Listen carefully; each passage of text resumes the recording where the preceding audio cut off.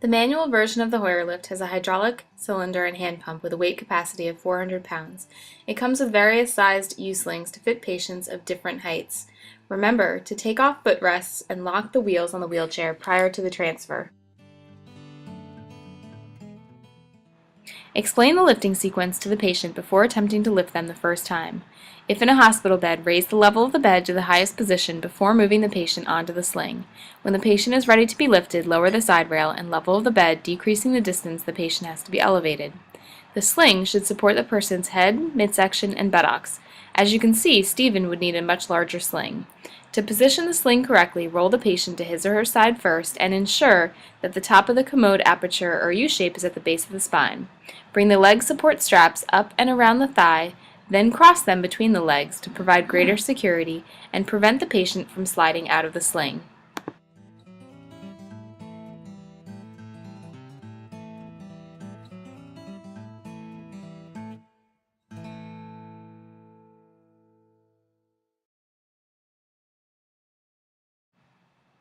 Roll the base as far into the bed as possible, locating the cradle over the patient. Turn the knob to lower the cradle. Be careful not to lower the frame onto the patient. Use the parking brakes to stabilize the lift. Do not attempt to lift the patient with the mast assembly swiveled to either side. The patient's weight must be centered over the base legs at all times.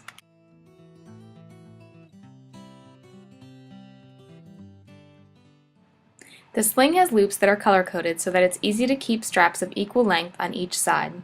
Attach the shortest possible loops. When both sides of the sling are attached to their respective sides of the cradle, raise the patient slowly.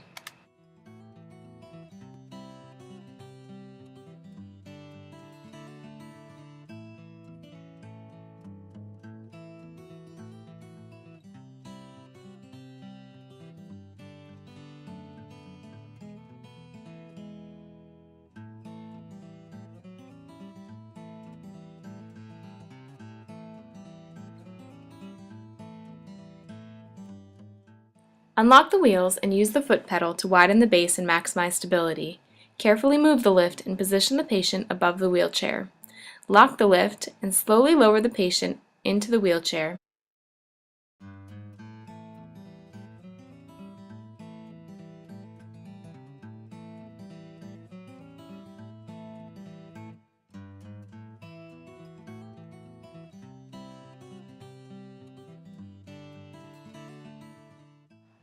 Once the patient has been lowered, maneuver the cradle handle to avoid contact with the client.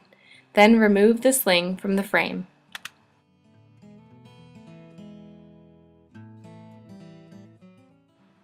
Lastly, cautiously remove the sling from the patient to preserve skin integrity and provide maximum amount of comfort for the patient.